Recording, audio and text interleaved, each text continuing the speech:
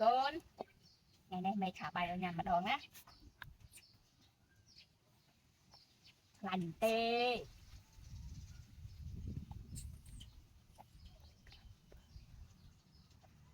cantik kan bu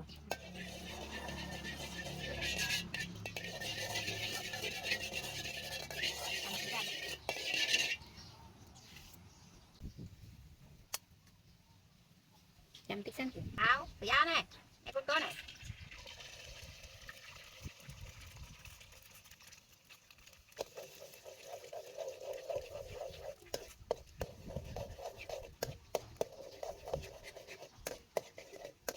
ui tôm đớt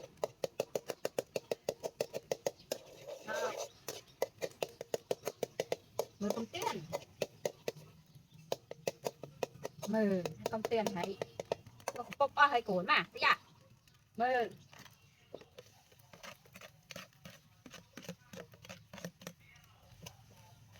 con tiền bây giờ cất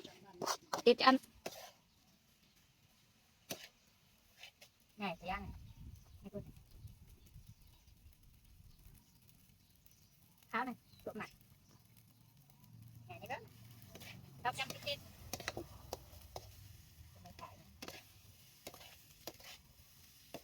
em cứ đang cùng rồi lo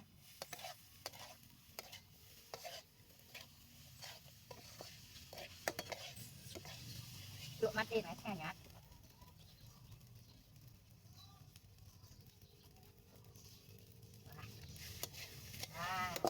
đủ cả ha đâu con chậu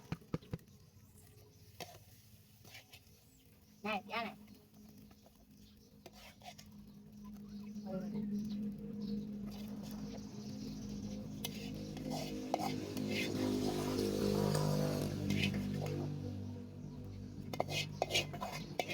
nào đó đây tự nhiên đó đây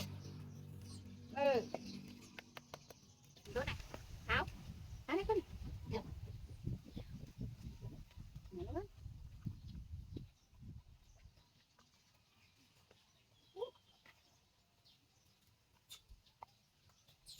này nó cá ra nha màu